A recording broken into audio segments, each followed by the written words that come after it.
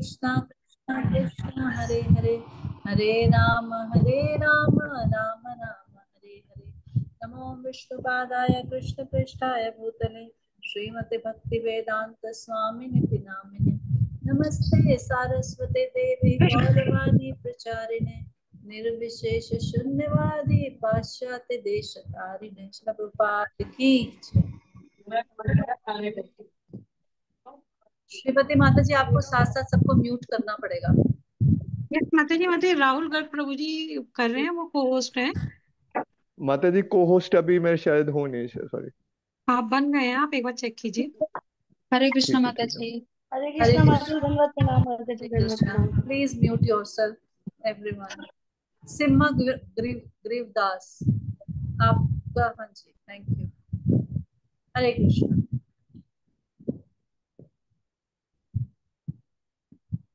तो लंबा ब्रेक आ गया हमारा। तो हमने क्या किया था लास्ट टाइम, कोई बताना चाहेगा? 3 डेज का ब्रेक हो गया, बताइए।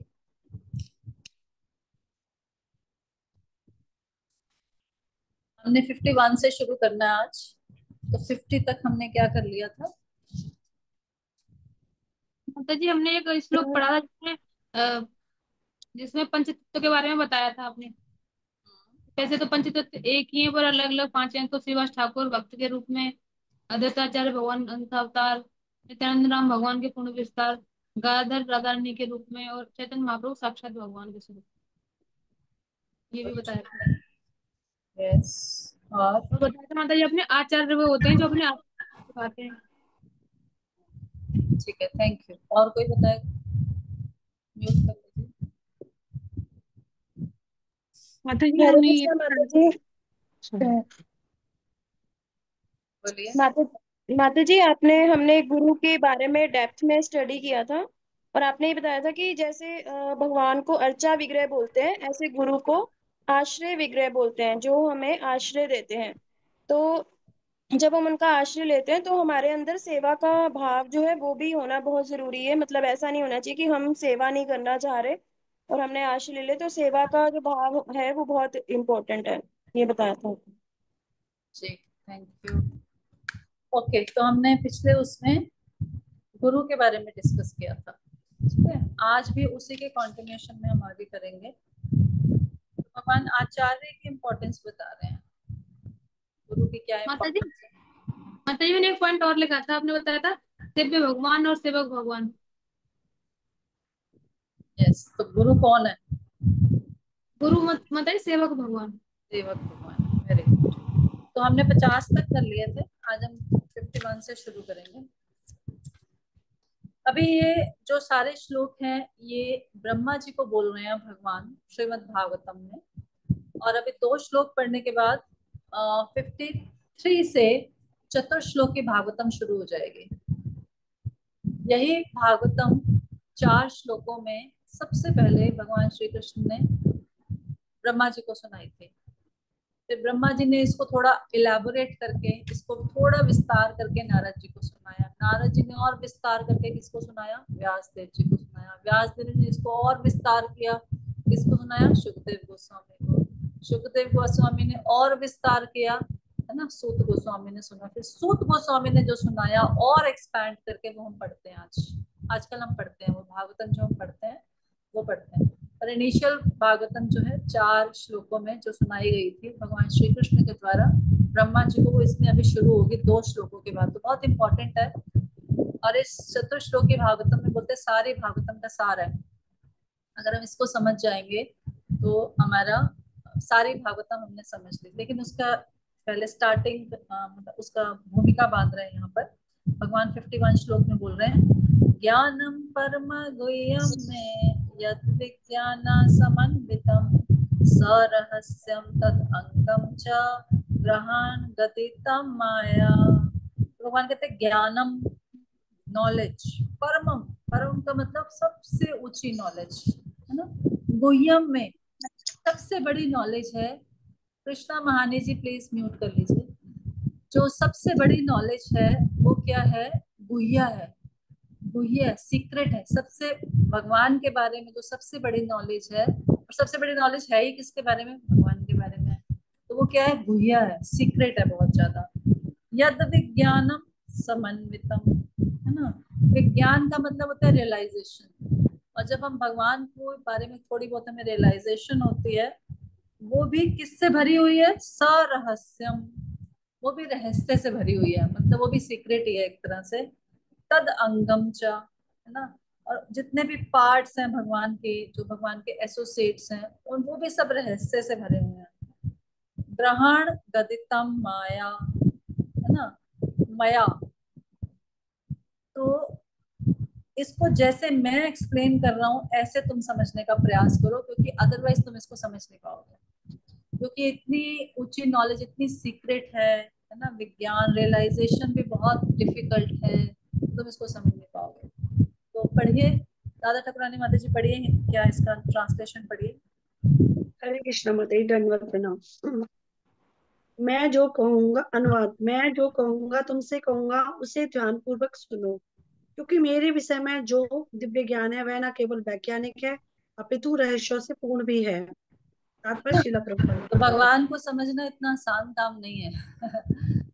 हम किताबें पढ़ के या सोचे कि अपने बलबूते पे हम भगवान को नहीं समझ सकते, मुश्किल है बहुत। भगवान को कैसे समझ सकते हैं, जब भगवान की कृपा होगी तभी समझ सकते हैं। हमारा भक्ति वैभव कोर्स चल रहा था, तो हमारे जो टीचर हैं इस वो बताते, you can't force Krishna to get him understand. आप फोर्स नहीं कर सकते भगवान को कि मैं 200 राउंड्स कर रहा हूँ, मैं 192 राउंड्स कर रहा हूँ, मैंने पूरी भागवतम पढ़ ली, या तो भक्ति शास्त्री में बताया, भक्ति वैभव में किसी ने बताया। यू कांट फोर्स कृष्णा, है ना। आपने इतने राउंड्स कर लिए, इतनी बुक्स पढ़ ली, इतने लेक्चर्स दे दिए, इतनी सेवा कर ली, हम फोर्स नहीं कर सकते भगवान को। भगवान की जब कृपा होगी, जब वो हमें योग्य समझेंगे, तब हमें अपने बारे में वो समझाएंगे, और ऐसा होता है। वो है किसी के साथ, कई बार शुरू के कई सालों में हम लगे रह जाते हैं, लगे रह जाते हैं, और हमें कुछ समझ नहीं आता। फिर एक दिन अचानक से हमें लगता है अब चीजें कुछ समझ आने शुरू हुई हैं, कुछ कुछ कुछ कुछ, फिर धीरे धीरे हमारी रियलाइजेशन बढ़ती है। तो जितना हमारा सेवा का मूड बढ़ता है, उतनी हमारी रियलाइजेशन भी बढ़ती है ना। उतनी मात्रा में भगवान हमें क्या करते हैं, अपने आप को प्रकट करते रहते हैं। ठीक है, पढ़िए फटाफट। श्री कृष्ण का दिव्य ज्ञान ब्रह्म के निर्विशेष ज्ञान से अधिक गहन है, क्योंकि इसमें न केवल उनके रूप एवं व्यक्तित्व का अपितु उनसे संबंधित हर वस्तु का भी ज्ञान निहित रहता है। ऐसी कोई वस्तु नहीं है जो कृष्ण से संबंधित न हो।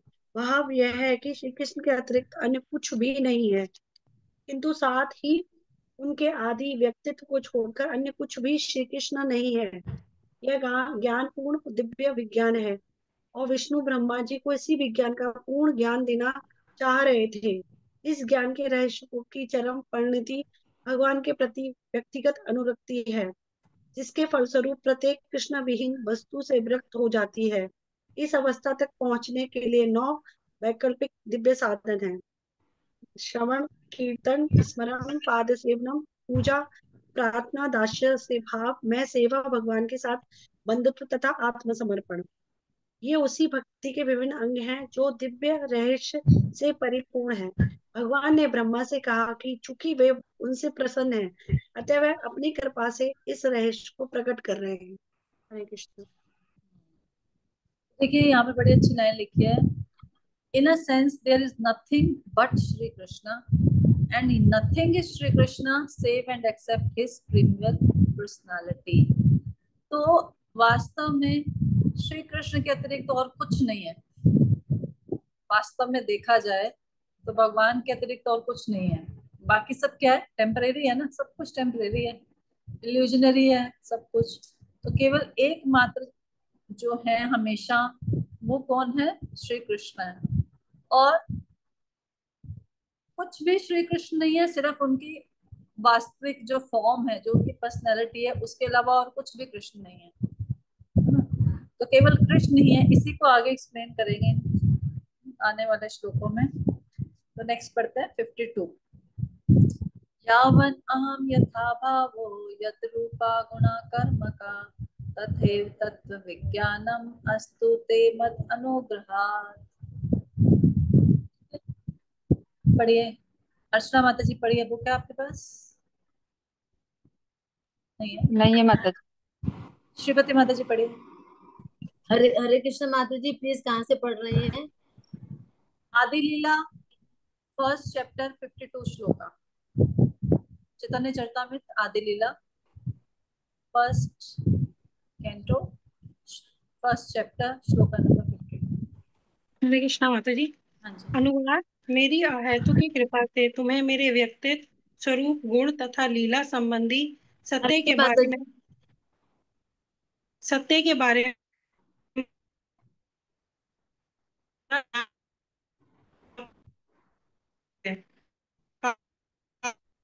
रहस्य में है, जो किसी भी वस्तु से सर्वथा श्याम सुंदर श्री नारायण, श्री राम तथा गौर सुंदर इन रूपों के रंग यथा श्वेत, लाल, पीला, बादलों जैसा श्याम आदि, उनके गुण यथा शुद्ध भक्तों के लिए साकार रूप तथा शुष्क चिंतकों के लिए निर्विशेष ब्रह्म पहलू, उनकी असामान्य लीलाएं यथा गोवर्धन पर्वत उठाना, द्वारका में 16,000 से अधिक रानियों से विवाह करना तथा ब्रज बालाओं के साथ रास में प्रवेश करना, रास के समय जितनी गोपियां थीं उतने रूपों में विस्तार करना, ये तथा अन्य असंख्य असामान्य कार्य तथा गुण सारे के सारे रहस्य में हैं।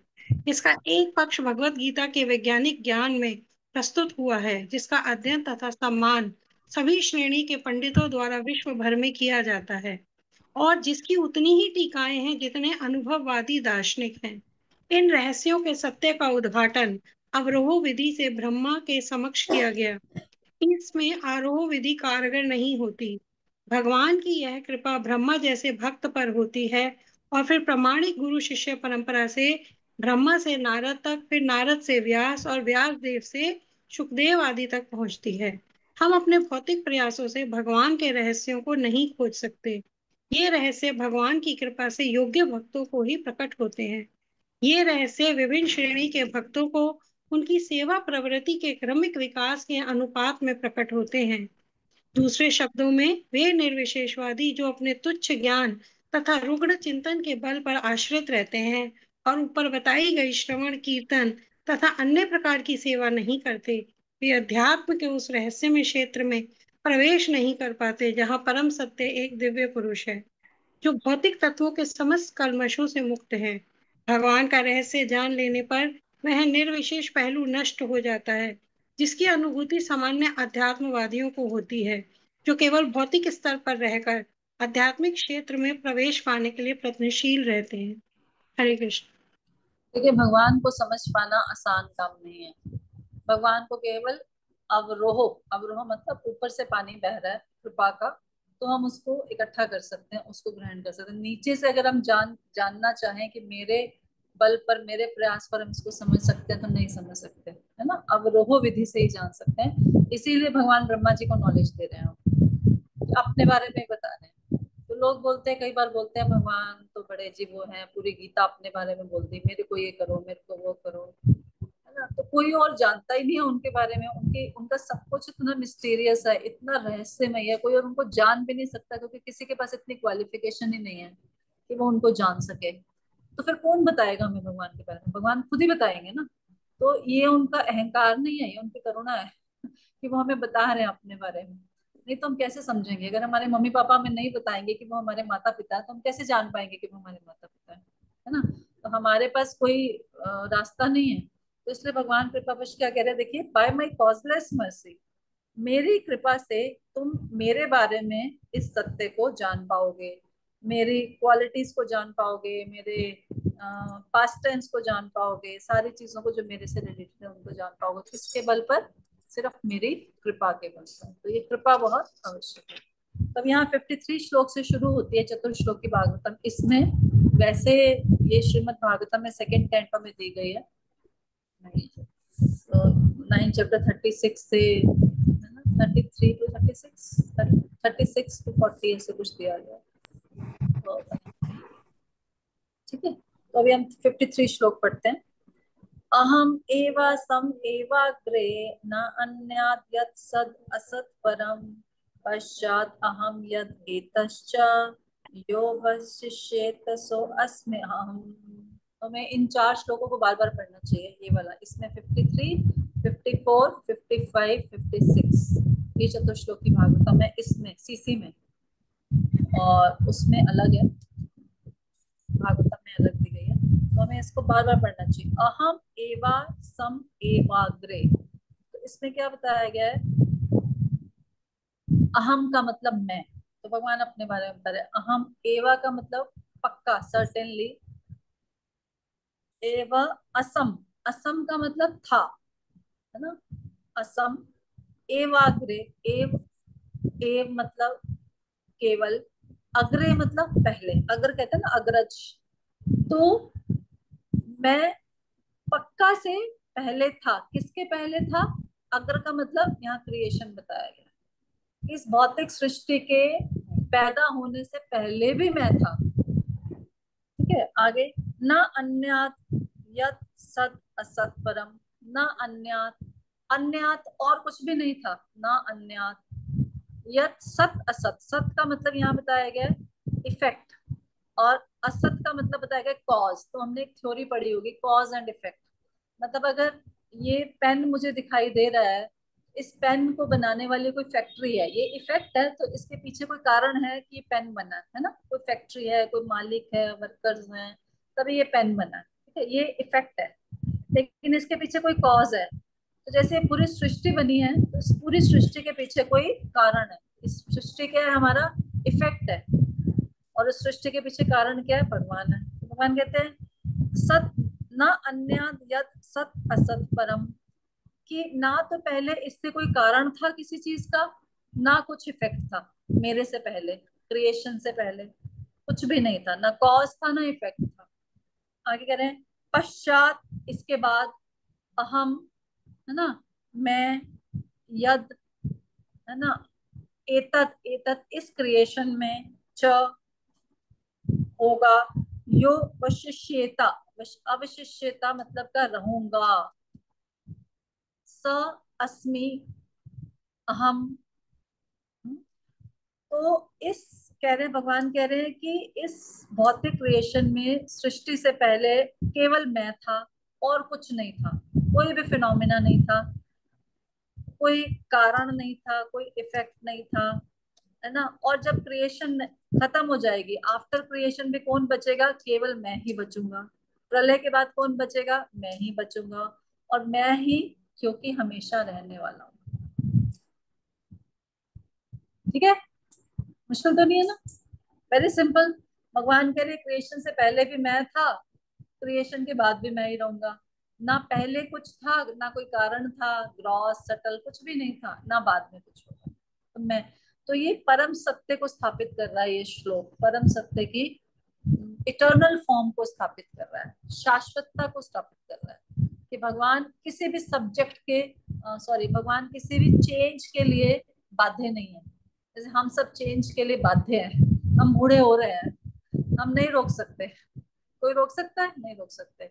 अभी मैंने कोई न्यूज पढ़ी, उसमें कोई, मुझे पता नहीं हीरोइन थी या कौन था, कोई था मूवी स्टार या कुछ कुछ भी था, मतलब कोई लेडी थी, फेमस होएगी कोई, उसकी डेथ हो गई है। तो उसके डेथ का जो रीजन बता रहे हैं, वो बता रहे हैं कि वो एंटी एजिंग पिल्स ले रही, एंटी एजिंग कुछ ट्रीटमेंट करा रही थी कि मैं बूढ़ी ना हूँ, और उसका इतना एक्सेस हो गया उसके जो एंटी एजिंग का था कि वो समय से पहले ही मर गई।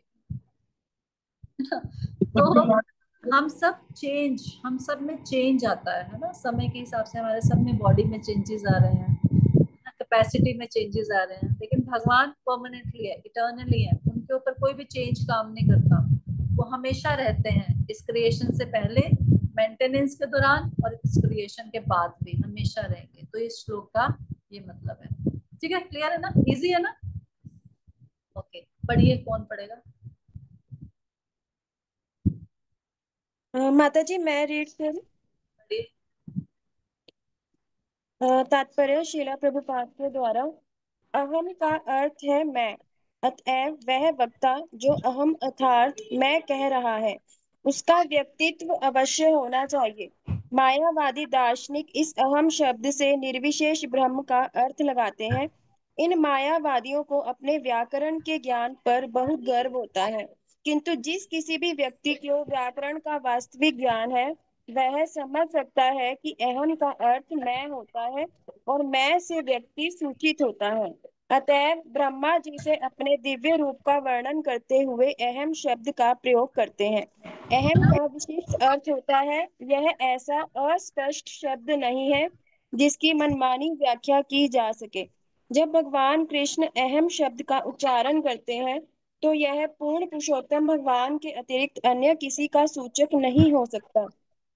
सृष्टि के पूर्व तथा इसके प्रलय के बाद केवल भगवान तथा उनके पार्षद ही विद्यमान रहते हैं।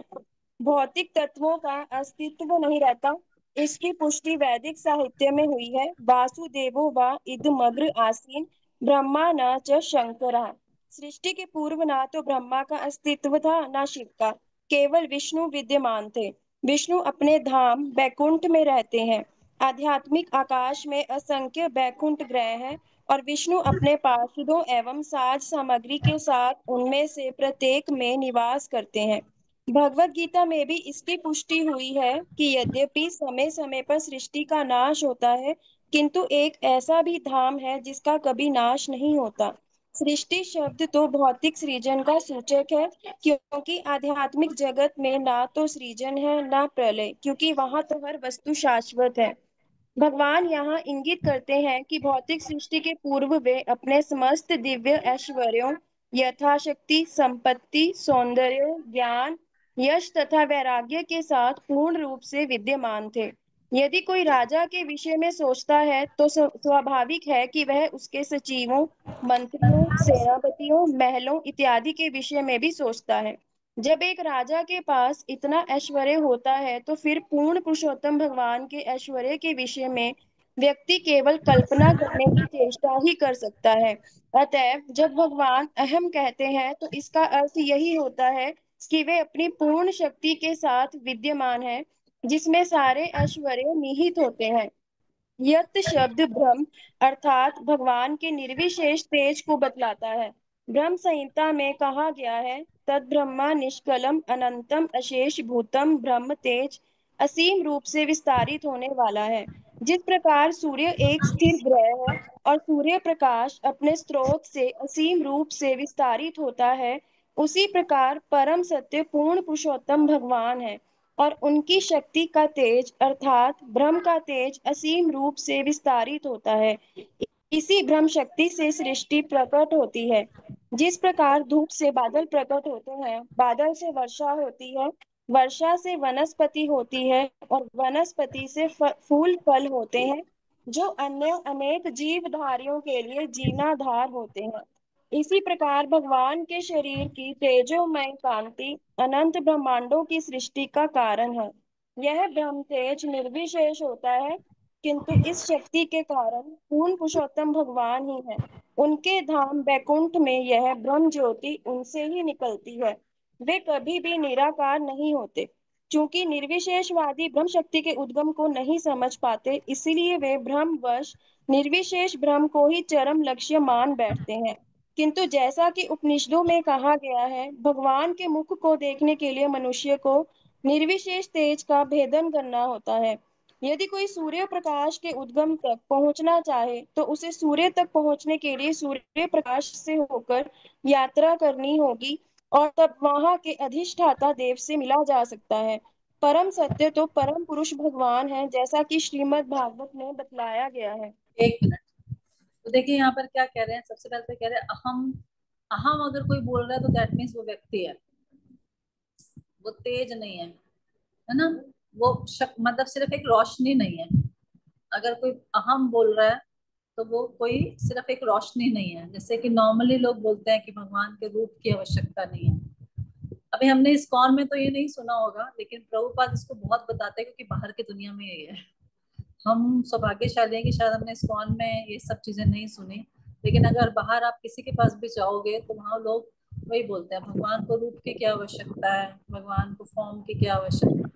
सारी दुनिया में ये फैला हुआ है। तो इसीलिए प्रभुपाद अपने पुस्तकों में क्या करते हैं, मायावाद का खंडन करते हैं, निर्विशेषवाद का खंडन करते हैं कि भगवान का रूप है। तो यहाँ पर अहम शब्द कोई बोल रहा है तो वो व्यक्ति है ना। अगर मैं बोल रही हूँ मैं, तो मतलब मैं एक व्यक्ति हूँ, पहली बात तो। फिर बता रहे हैं कि सृष्टि से पहले कोई नहीं था। ब्रह्मा और शिव भी नहीं थे, कौन थे? विष्णु थे सिर्फ, है ना। विष्णु और उनका धाम, उनकी शक्तियां, वो सब। तो जब भगवान की बात आती है तो भगवान के सारे ऐश्वर्यों के साथ भगवान होते हैं, सिर्फ अकेले भगवान नहीं है। श्री सुंदरी माता जी म्यूट कीजिए। तो यहाँ पर भगवान बता रहे हैं कि वो सृष्टि से पहले अपने सारे शक्तियों के साथ उपस्थित थे। उसके बाद बता रहे हैं कि ब्रह्मन, एक आपने ब्रह्म शब्द सुना होगा, ब्रह्म और ब्रह्मा में अंतर है। ब्रह्मा का मतलब ब्रह्मा जी जिसमें डंडा लगा होता है, ब्रह्मा जी, और ब्रह्म का मतलब होता है कि इंग्लिश में उसको ब्रह्मन बोलते हैं, उसका मतलब है भगवान के शरीर से निकला हुआ तेज। तो एक्चुअली में जितना भी हम देख रहे हैं, मतलब इस संसार से परे जो इसके रोशनी है सारी इस यूनिवर्स के बाहर, वो ब्रह्मन, उसको ब्रह्म तेज बोलते हैं, भगवान के शरीर से निकलने वाली रोशनी। तो जैसे सूर्य होता है और सूर्य की रोशनी होती है, एग्जाम्पल दिया जा रहा है, ठीक है। सूर्य की रोशनी हमें दिखती है, उसकी रोशनी की किरणों को हम देख पाते हैं? नहीं, उसके प्रभाव को अनुभव कर पाते हैं। ऐसे में एक एक किरण को तो नहीं देख पाते, देख पाते हैं? नहीं देख पाते। उसके लेकिन प्रभाव को हम अनुभव करते हैं कि उजाला हो गया है, इसका मतलब है कि सूर्य की रोशनी आ गई है, इसका मतलब सूर्य भी आ चुके हैं, ठीक है। तो इसी तरह जब इस संसार में जो भी कुछ हम देखते हैं वो सब भगवान की शक्तियों से बना हुआ है। इन शक्तियों को देखने के बाद हमें क्या समझ जाना चाहिए? जैसे सूर्य की रोशनी आ गई तो दैट मीन्स सूर्य है।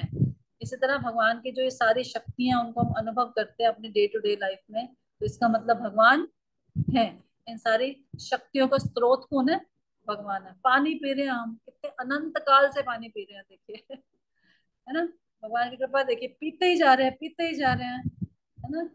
लेकिन वो पानी भगवान की कृपा से चल रहा है, हवा है, सांस ले ही रहे हैं, ले ही रहे हैं, ले ही रहे हैं, पहाड़ है, खनिज दे रहे हैं, फसलें हैं, दे ही जा रही हैं, तो सब भगवान की शक्तियां हैं ये। इन सबको देखने के बाद ये नहीं सोचना चाहिए किसान उगा रहा है या कोई बिल्डर बना रहा है या कोई कुछ नहीं, ये सब कहाँ से आया? ये भगवान की शक्तियां हैं सारी। तो इसलिए जो परम सत्य है वो एक व्यक्ति है, वो रोशनी नहीं है सिर्फ। परम सत्य को, है ना, साकार भी है, निराकार भी है, बट वास्तव में वो कौन है? वो इस संसार में साकार और निराकार दोनों रूपों में उपस्थित होते हैं, बट वास्तव में ओरिजिनली वो कौन है? अपने मूल धाम में साकार होता है। इस संसार में वो दोनों तरह से अपना प्रभाव दिखाते हैं, साकार भी और निराकार भी। ठीक है, अभी तक ठीक है? सबको क्लियर है? ठीक है, आगे पढ़िए। कौन पढ़ेगा? राधा देवी दया माता जी पढ़िए। हरे कृष्णा माता दंडवत प्रणाम। जैसा कि श्रीमद् भगवत गीता में बतलाया गया है, हाँ, सत, सत का मतलब है, हाँ सॉरी माता जी, अगला पेज हो गया। सत का अर्थ है कार्य, असत का अर्थ कारण तथा परम का अर्थ है परम सत्य जो कार्य कारण से परे है।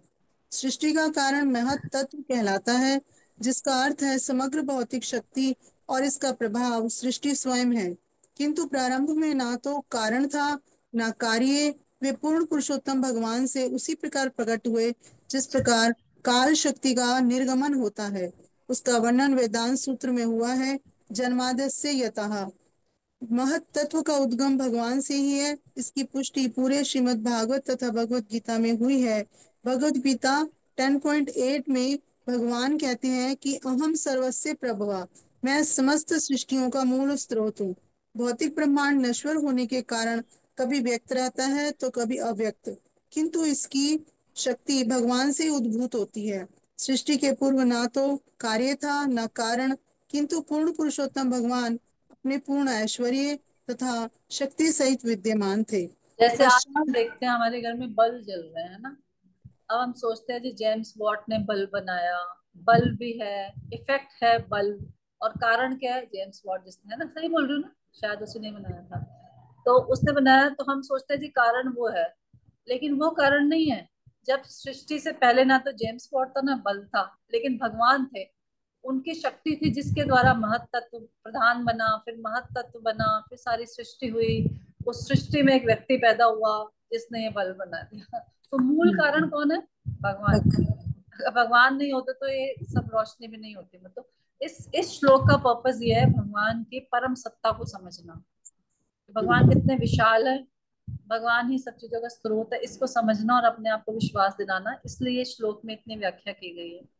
ठीक है, चलिए।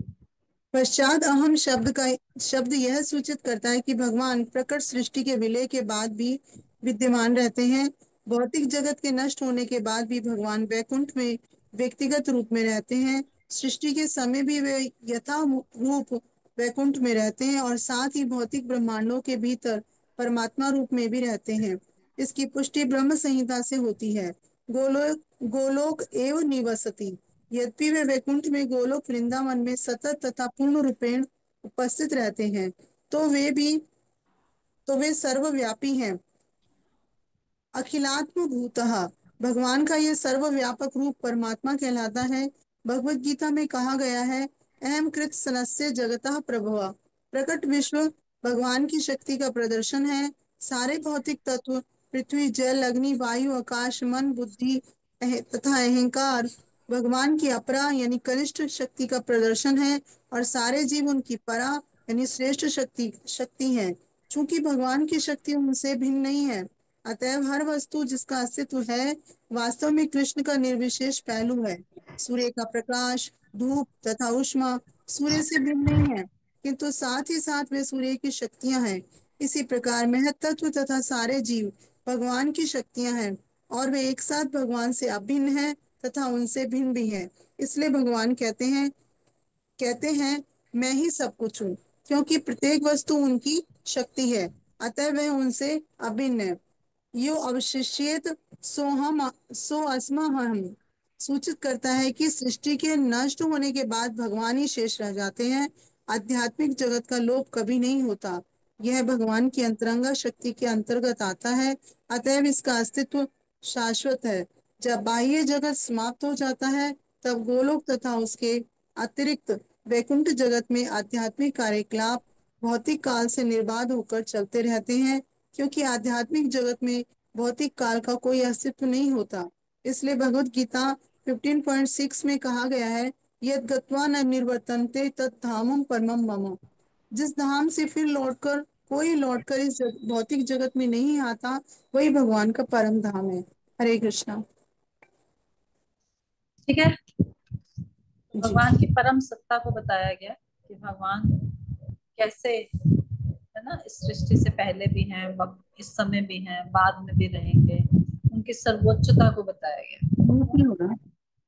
ठीक है, तो ये एक श्लोक था। अभी हम अगले श्लोक पे जाएंगे। तो जो नेक्स्ट श्लोक है, यहाँ पर परम सत्य को बताया गया है और अगले श्लोक में क्या बताया गया है, एक होता है एब्सोल्यूट ट्रूथ, एक होता है रिलेटिव ट्रूथ। रिलेटिव ट्रूथ को क्या बोलेंगे हिंदी में, जो भी है उसके कंपैरिजन किया जाता है ना, एक परम सत्य और एक नीचे वाला सत्य है, मुझे हिंदी नहीं पता उसकी।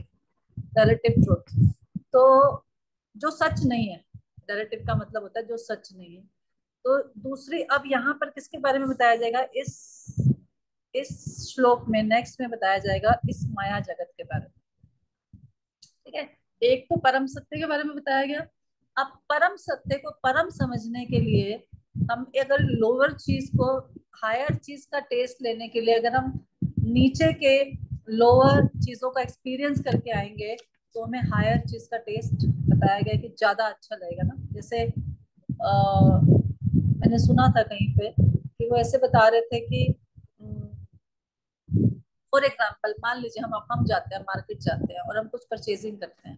हमने कोई ज्वेलरी खरीदी, ठीक है, और हमने कोई ज्वेलरी खरीदी, हमने पहले एक ज्वेलरी देखी, फिर हमने दूसरी ज्वेलरी देखी, तो या कुछ और चीज देखी। तो जब हम दो चीजों को कंपेयर करते हैं तो हम समझ पाते हैं कि अच्छी चीज कौन सी है।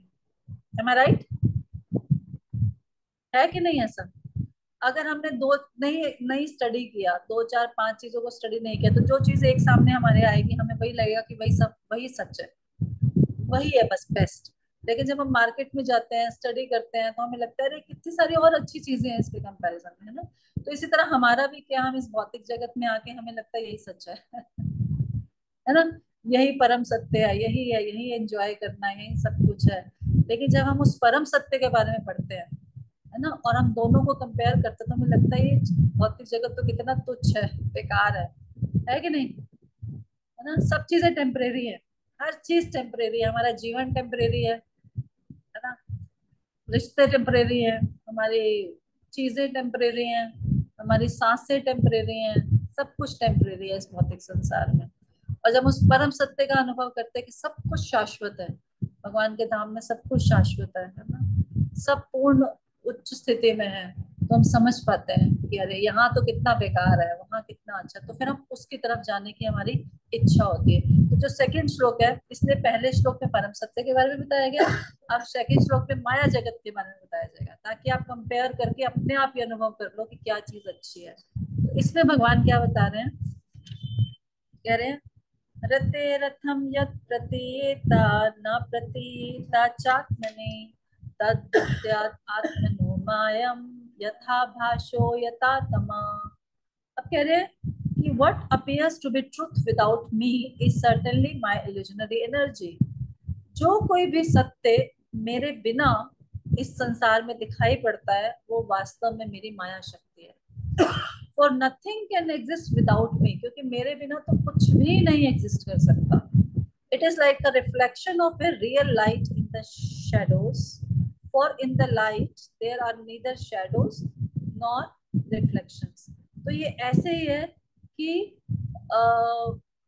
कैसे कि एक असली लाइट की एक शेडो दिखाई दे रही है, सिर्फ एक छाया मात्र दिखाई दे रहा है। भौतिक जगत जो है उस आध्यात्मिक जगत का छाया मात्र है, क्योंकि जहां पर रोशनी होती है वहां तो शेडो होती ही नहीं है वास्तव में, और उसके रिफ्लेक्शन भी नहीं होती, कुछ नहीं होती। तो इसलिए ये जो मेरे बिना जो भी चीज यहाँ पर दिखाई दे रही है वो क्या है, माया है, मेरी माया शक्ति है। तो इसको हम कैसे समझ सकते हैं, देखिए हम सब कुछ चीजें यहाँ पर यूज करते हैं इस संसार में, जल है, अग्नि है, पानी है ना, हजार चीजें हैं, सब चीजें यूज करते हैं, भगवान की एनर्जी यूज करते हैं, लकड़ी यूज करते हैं, सब कुछ यूज करते हैं। अगर हम इसको इस तरह से मान के चलेंगे कि ये प्रकृति के द्वारा दिया गया है, बस ये नेचर ने हमें दिया है और हमें इसको यूज करना है, तो ये माया शक्ति का प्रभाव है। लेकिन जब हम इसके पीछे ये सोचेंगे कि इन सारी चीजों का स्रोत कौन है, इन सारी चीजों का मालिक कौन है, भगवान है, तो फिर ये भगवान के साथ कनेक्टेड हो जाता है, फिर ये माया नहीं है, फिर हम उसको उसी हिसाब से यूज करेंगे। सही बात है कि नहीं? यस, है ना। जब तक हम भगवान को उसमें इन्वॉल्व करके नहीं देखते तब तक सब कुछ माया है, सब कुछ माया है। लेकिन जब हम ये समझ जाते हैं कि अरे ये भगवान की ही शक्ति है और ये भगवान के पास, भगवान के लिए यूज होनी चाहिए, तब कुछ भी माया नहीं है, कुछ भी माया नहीं है। प्रभुपाद ने गाड़ियां यूज की, सब कुछ यूज किया, टेप रिकॉर्डर यूज किया, माइक्रोफोन यूज किया, सब कुछ यूज किया, कुछ माया नहीं है। लेकिन उसी को अगर हम बिना भगवान के एग्जिस्टेंस के या भगवान के कनेक्शन के साथ यूज करेंगे तो सब कुछ माया है। तो यहाँ पर यही बताया जा रहा है कि जो भी यहाँ पर परम सत्य दिखाई, जो भी यहाँ पर सत्य दिखाई देता है, मेरे बिना वो सत्य नहीं है, वो माया है, क्योंकि मेरे बिना कुछ भी एग्जिस्ट नहीं कर सकता, भगवान कह रहे हैं, है ना। ये ऐसे ही है जैसे छाया में, है ना, एक किसी लाइट का रिफ्लेक्शन दिखाई देगा, प्रतिबिंब दिखाई देगा, है ना। छाया में दिखता है क्या प्रतिबिंब? छाया में तो नहीं दिखता प्रतिबिंब, रोशनी में दिखता है। हम धूप में खड़े होंगे तब हमारी छाया दिखाई देगी। अगर हम ऑलरेडी छाया में, पेड़ की छाया में खड़े हैं तो वहां हमारी छाया नहीं दिखाई देगी, लेकिन वहां पर कोई लाइट भी नहीं दिखाई देगी। तो वैसे ही है माया जगत, मिराज है ना, धोखा देता है। अब पढ़ते हैं, वन लक्ष्मी माता जी पढ़िए। हरे कृष्ण माता जी। हरे कृष्ण। जो अनुवाद, जो कुछ मेरे बिना सत्य प्रतीत होता है वह निश्चित रूप से मेरी भ्रामक शक्ति माया है, क्योंकि मेरे बिना किसी वस्तु का अस्तित्व नहीं हो सकता। यह छाया में असली प्रकाश के प्रतिबिंब जैसा है, क्योंकि प्रकाश में ना तो छाया होती है ना प्रतिबिंब। तात्पर्य, पिछले श्लोक में परम सत्य तथा उनकी प्रकृति के विषय में बतलाया गया है। परम सत्य को जानने के लिए वास्तव में सापेक्ष सत्य को भी जानना होगा। ये सापेक्ष सत्य जो माया का भौतिक प्रकृति, माया या भौतिक प्रकृति कहलाता है, उसकी यहाँ व्याख्या की गई है। माया का स्वतंत्र अस्तित्व नहीं है। जो अल्पज्ञ है वह माया के अद्भुत कार्यकलापों से मोहित हो जाता है, किंतु वह ये नहीं जानता कि इन कार्यकलापों के पीछे परमेश्वर का निर्देशन है। भगवद गीता 9.10 में कहा गया है, मया अध्यक्षेण प्रकृति सूयत सचर चरम चरम। ये भौतिक प्रकृति कृष्ण की अध्यक्षता में कार्य कर रही है और चर तथा अचर प्राणियों को उत्पन्न कर रही है। माया अर्थात भौतिक प्रकाट्य के भ्रामक अस्तित्व की असली प्रकृति की स्पष्ट व्याख्या श्रीमद् भागवत में की गई है। परम सत्य एक तत्व है और सापेक्ष सत्य का अस्तित्व परम सत्य के साथ उसके संबंध पर निर्भर करता है। माया का अर्थ है शक्ति, अतः सापेक्ष सत्य की व्याख्या परम सत्य की शक्ति के रूप में की गई है जाती है, जो कि परम तथा सापेक्ष सत्यों में अंतर कर पाना कठिन है। अतः इसको स्पष्ट करने के लिए एक उदाहरण दिया जा सकता है। परम सत्य की तुलना सूर्य से की जा सकती है, जिसे दो सापेक्ष सत्यों द्वारा समझा जा सकता है, प्रतिबिंब और अंधकार। अंधकार सूर्य प्रकाश की अनुपस्थिति है और प्रतिबिंब है अंधकार में सूर्य प्रकाश का प्रक्षेपण। ना तो अंधकार का ना ही प्रतिबिंब का स्वतंत्र अस्तित्व होता है। अंधकार तभी होता है जब सूर्य प्रकाश अवरुद्ध हो जाता है। उदाहरणार्थ, यदि कोई सूर्य की ओर मुख करके खड़ा हो तो उसकी पीठ अंधकार में होगी, क्योंकि अंधकार सूर्य की अनुपस्थिति में रहता है। अतः ये सूर्य के सापेक्ष है। आध्यात्मिक जगत की तुलना वास्तविक सूर्य प्रकाश से की जाती है और भौतिक जगत की तुलना अंधकार ग्रस्त क्षेत्रों से की जाती है, जहाँ सूर्य दृष्टिगोचर नहीं होता। ये जब भौतिक जगत अत्यंत अद्भुत लगता है तो ये परम सूर्य प्रकाश अर्थात परम सत्य का विपरीत प्रतिबिंब होता है, जिसकी पुष्टि वेदांत सूत्र में की गई है। जो कुछ यहाँ दिखता है उसका सार परम सत्य में रहता है। जिस प्रकार अंधकार सूर्य से काफी दूरी पर रहता है, उसी प्रकार ये भौतिक जगत भी आध्यात्मिक जगत से बहुत दूर है। वैदिक साहित्य हमें निर्देश देता है कि हम अंधकारमय क्षेत्रों में से मोहित न हो, अपितु परम सत्य के प्रकाशमय क्षेत्रों योगी धाम में पहुंचने का प्रयत्न करें। आध्यात्मिक जगत अत्यंत देदीप्यमान रहता है, किंतु भौतिक जगत अंधकार से ग्रस्त रहता है। भौतिक जगत में अंधकार का विशेषतया रात्रि में भगाने के लिए सूर्य प्रकाश, चंद्रमा के प्रकाश या कृत्रिम प्रकाश की आवश्यकता होती है, क्योंकि भौतिक जगत स्वभाव से अंधकारमय है। इसीलिए परमेश्वर ने सूर्य प्रकाश तथा चंद्रमा के प्रकाश की व्याख्या की है, किंतु उनके धाम में ना तो सूर्य प्रकाश की आवश्यकता होती है, ना चांदनी या बिजली की, क्योंकि वहाँ हर वस्तु स्वयं तेजोमय है, जैसा कि भगवत गीता में 15.6 में कहा गया है। जो सापेक्ष नश्वर तथा परम सत्य से दूर है वह माया या अज्ञान कहलाता है। जैसा कि भगवत गीता में बताया गया है, ये माया दो रूपों में प्रदर्शित होती है। निकृष्ट माया जड़ पदार्थ है और श्रेष्ठ माया जीव है।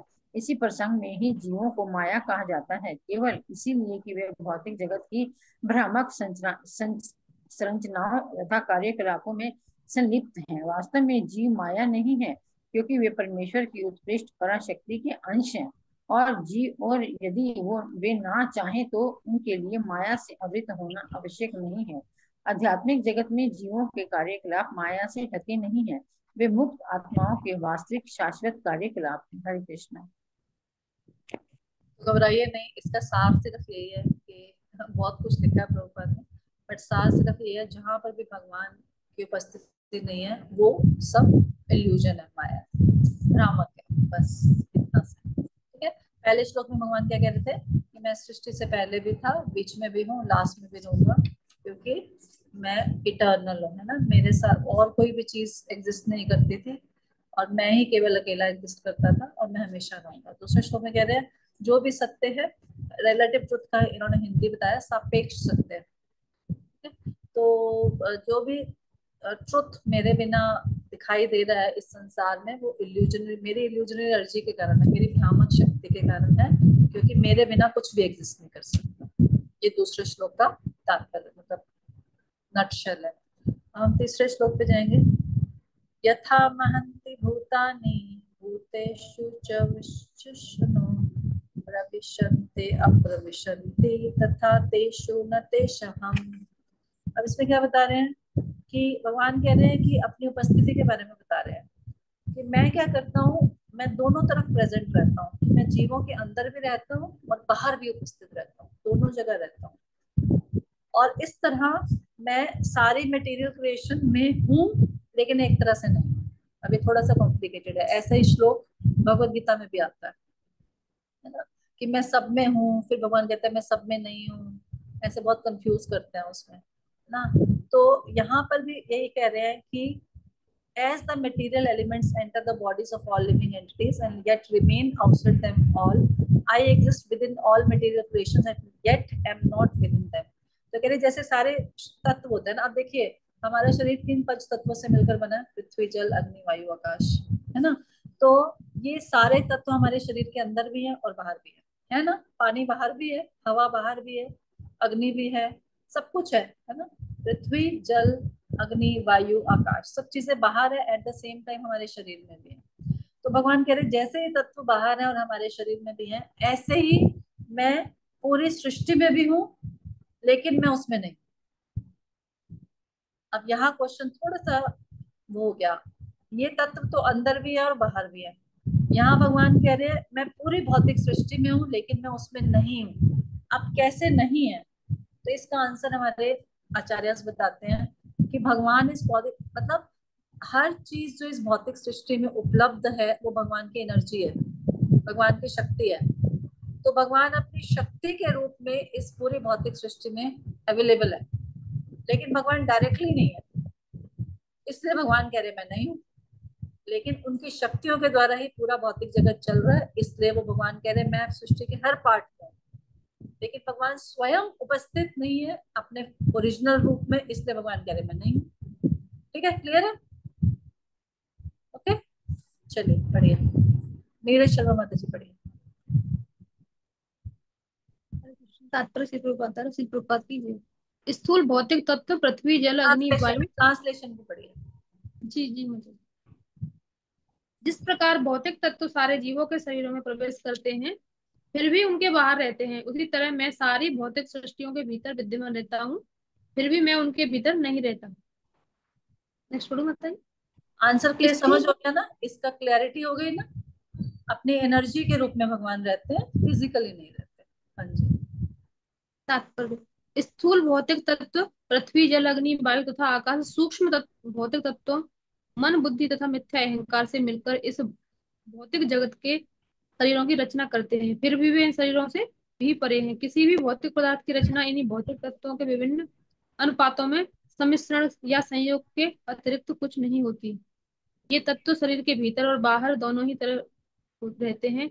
उदाहरणार्थ यद्यपि आकाश अंतरिक्ष में स्थित है किंतु यह शरीर के भीतर भी प्रवेश करता है। इसी प्रकार भौतिक शक्ति के कारण स्वरूप भगवान भौतिक जगत के भीतर भी रहते हैं और उससे परे भी। भौतिक जगत के भीतर उनकी उपस्थिति के बिना यह विराट शरीर विकसित नहीं हो सकता था।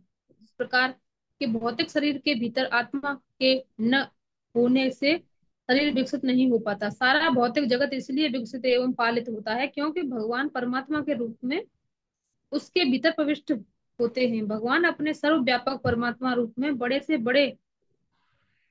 बड़े से लेकर छोटे से छोटे प्रत्येक जीव में प्रविष्ट होते हैं। उनकी उपस्थिति की अनुभूति उसे ही हो सकती है जिसमें विनयशीलता का अनूठा गुण हो, जिसके कारण वह शरणागत हो जाता है। इसी विनयशीलता का विकास ही आनुपातिक आध्यात्मिक अनुभूति का वो कारण बनता है, जिससे मनुष्य भगवान का व्यक्तिगत रूप में साक्षात्कार कर सकता है। जिस प्रकार एक मनुष्य दूसरे मनुष्य के आमने सामने मिलता है। भगवान के प्रति दिव्य आसक्ति विकसित होने के कारण ही शरणागत व्यक्ति को सर्वत्र अपने प्रिय की उपस्थिति का अनुभव होता है और उसकी सारी इंद्रियां भगवान की प्रेममयी सेवा में लगी रहती हैं। उसके नेत्र वृंदावन की दिव्य भूमि में कल्प वृक्ष के नीचे एक अलंकृत सिंहासन पर आसीन प्रेमी युगल श्री राधा और कृष्ण को देखने में व्यस्त रहते हैं।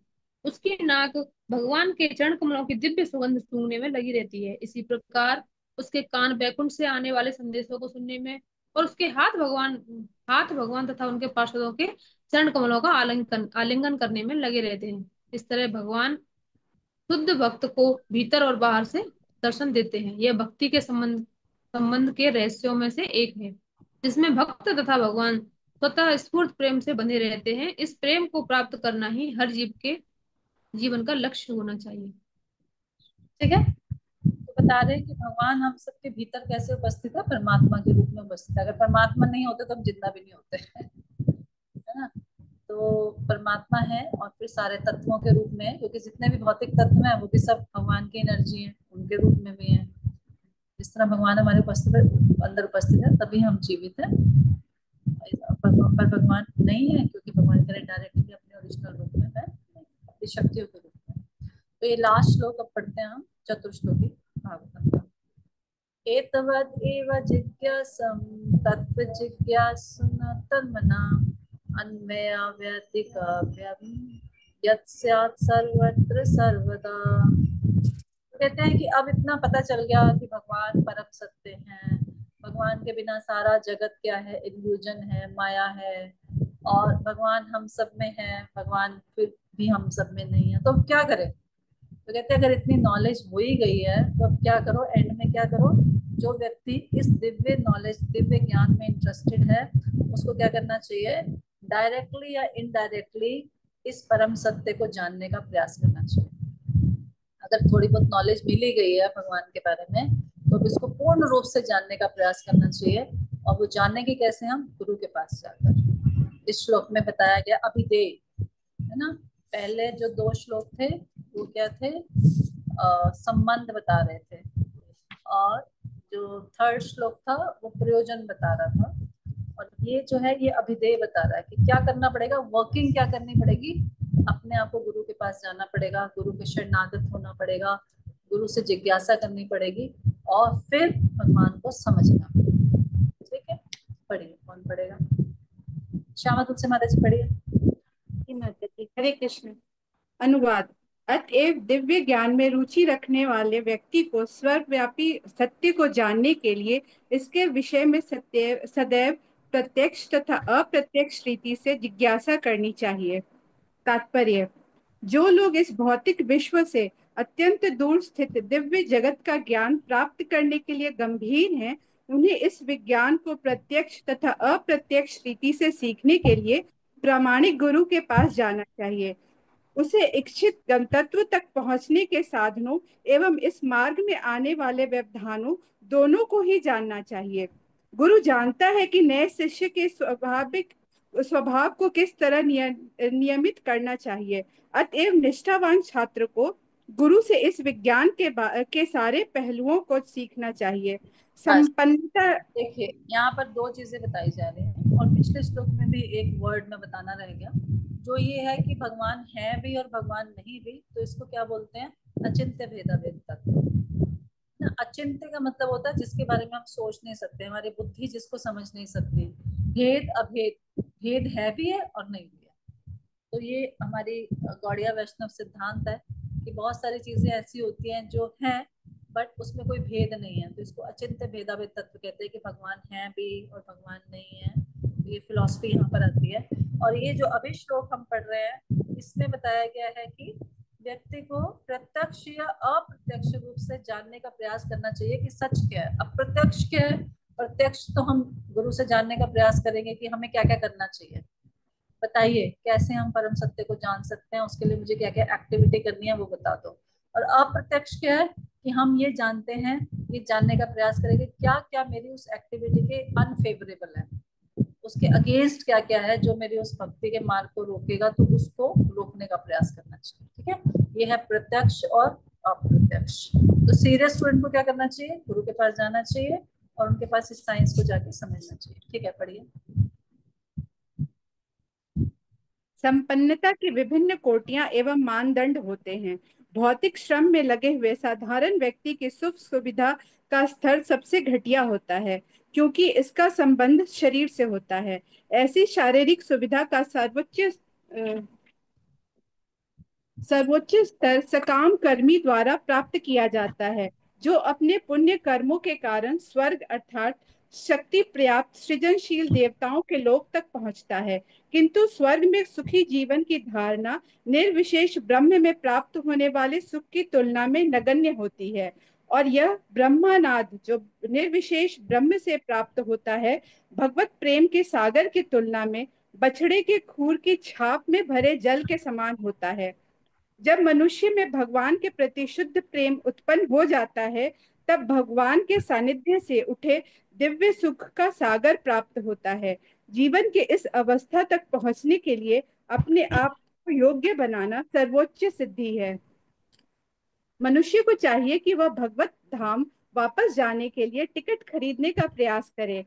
ऐसे टिकट का दाम उसके लिए तीव्र इच्छा है जो सरलता से नहीं जगती। भले ही कई हजारों जन्मों तक लगातार पुण्य कर्म क्यों न करता रहे, समय के साथ सारे भौतिक संबंध नष्ट हो जाते हैं।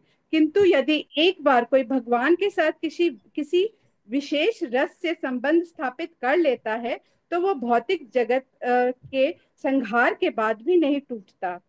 मनुष्य को गुरु के पारदर्शी माध्यम द्वारा यह समझना चाहिए कि भगवान सर्वत्र अपने दिव्य स्वभाव में विद्यमान रहते हैं और भगवान के साथ जीवों का संबंध इस भौतिक जगत में भी प्रत्यक्ष तथा अप्रत्यक्ष रूप में सर्वत्र बने रहते हैं। आध्यात्मिक जगत में भगवान के साथ 5 प्रकार के संबंध पाए जाते हैं: शांत, दास्य, साख्य, वात्सल्य तथा माधुर्य। इन रसों के विकृत प्रतिबिंब भौतिक जगत में पाए जाते हैं। जमीन, घर, सामान तथा अन्य जड़ पदार्थ शांत तथा तटस्थ रूप में संबंधित रहते हैं, जबकि सेवक दास्य संबंध में कार्य करता है। मित्रों के बीच पारस्परिक आदान प्रदान सख्य कहलाता है। बालक के प्रति माता पिता का स्नेह वात्सल्य कहलाता है और पति पत्नी का प्रेम व्यवहार माधुर्य कहलाता है। भौतिक जगत में ये पांचों संबंध मूल शुद्ध भावों के विकृत प्रतिबिंब होते हैं। प्रामाणिक गुरु के मार्गदर्शन में इन पांचों शुद्ध भावों को पूर्ण पुरुषोत्तम भगवान से संबंध समझना चाहिए और इनमें सिद्धि प्राप्त करनी चाहिए। भौतिक जगत में विकृत रसों से हताशा ही होती है। यदि इन रसों को भगवान श्री कृष्ण के साथ स्थापित किया जाए तो उसका परिमाण सनातन आनंदमय जीवन होता है। चैतन्य तो देखिए क्या बताया गया यहाँ पे, इम्पोर्टेंट चीज बताई गई है कि अगर इतना सब पता चल जाता है तो गुरु के पास जाना चाहिए, जिज्ञासा करनी चाहिए, सेवा करनी चाहिए। ब्रह्मानंद के बजाय परम भगवान, ब्रह्मानंद उस सूर्य के तेज में, भगवान की रोशनी में मिक्स होने के बजाय हमें क्या करना चाहिए कि भगवान की सेवा करने का प्रयास करना चाहिए गुरु के मार्गदर्शन में, क्योंकि वो जो है प्रेम वो समुद्र की तरह है। और अपने को भगवान के धाम जाने के लिए टिकट खरीदने का प्रयास करना। टिकट का मूल्य क्या है, कौन बताएगा? टिकट कैसे खरीदे? टिकट का मूल्य क्या है जो भगवान के धाम जाने की है? तीव्र इच्छा। अच्छा, तीव्र इच्छा, हाँ, लौल्यम, ठीक है। वो तीव्र इच्छा है, तीव्र इच्छा के लिए प्रयास करना चाहिए। तीव्र इच्छा होगी तभी जा पाएंगे, नहीं तो नहीं जा पाएंगे। नहीं तो किसी, वो हम 5th कैंटो में पढ़ते हैं ना, वर्ष होते हैं बहुत सारे, भारत वर्ष, इलाव्रत वर्ष, पता नहीं कौन कौन से वर्ष होते हैं ना, उनमें से किसी वर्ष में 10,000 साल उम्र होती है, किसी में वहां जाके बड़ा सुख भोग मिलता है, वहां चले जाएंगे। भक्ति नष्ट तो नहीं जाएगी, भक्ति का फायदा तो मिलेगा, बट कहीं चले जाएंगे, बट धाम नहीं जा पाएंगे। तो इसलिए तीव्र इच्छा करनी पड़ेगी। मैं कह रही हूँ मेरे में भी नहीं है, पर तीव्र इच्छा करनी पड़ेगी भगवान के धाम जाने की, तभी हम जा पाएंगे। ये 5 तरह के संबंध बताए गए हैं। यहाँ पर सारे संबंध क्या उल्टे हैं, हम अनुभव भी करते हैं। अगर वास्तव में संबंध होते तो कभी भी, है ना, झगड़ा नहीं होता किसी भी रिश्ते में। कोई भी रिश्ते में ऐसा नहीं है, चाहे वो भाई भाई का हो, माँ बेटे का हो, सब रिश्ते, है ना, सब में कुछ ना कुछ चलता रहता। तो इसलिए ये उल्टा है, क्योंकि विकृत है ये, इसलिए यहाँ पर इन संबंधों में दिक्कत है सब में। ठीक है, अभी सुपर फास्ट कौन पढ़ेगा? राधा ठकुरानी माता, तेज तेज पढ़ो। हरे कृष्ण माता जी। मनुष्य को गुरु के पारदर्शी माध्यम द्वारा यह समझना चाहिए कि भगवान सर्वत्र अपने दिव्य,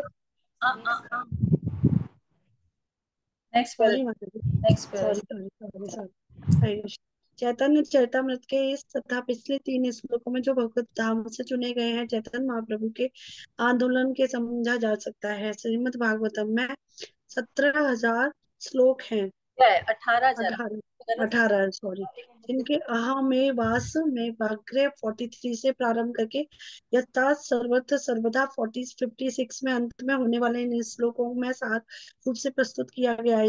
इनमें से श्लोक, पहले श्लोक 53 में पूर्ण पुरुषोत्तम भगवान कृष्ण, इसकी समरी देती हूँ, ये ना समरी बता रहे हैं, मैं बताती हूँ हिंदी के बुक से, एक सेकंड। तो ये कह रहे हैं कि चैतन्य चरितमृत के जो है, इनसे हमें चैतन्य महाप्रभु के आंदोलन को समझ सकते हैं, क्योंकि जो 53 श्लोक हमने पढ़ा था ये सारा सार है। 53 में क्या बताया गया? पूर्ण पुरुषोत्तम भगवान कृष्ण की दिव्य प्रकृति की व्याख्या गई है। 54 में बताया गया कि भौतिक शक्ति अर्थात माया की कार्यशैली से भगवान हमेशा अलग रहते हैं, ठीक है। और फिर सारे जीव जो होते हैं भगवान के अंश होते हैं, बहिरंगा शक्ति द्वारा नियंत्रित होते हैं और यह आध्यात्मिक होते हुए भौतिक जगत की भौतिक शक्ति द्वारा निर्मित शरीरों के भीतर कैद हो जाते हैं। इसी श्लोक में भगवान के साथ जीवों के शाश्वत संबंध की व्याख्या की गई है। याद है ये पढ़ा था हमने अभी, ये 54 श्लोक में पढ़ा था कि जीव जो है भगवान की उच्च शक्ति है ना। हालांकि ये मटेरियल उसके वश में आ जाता है, भौतिक प्रकृति के वश में आ जाता है, क्योंकि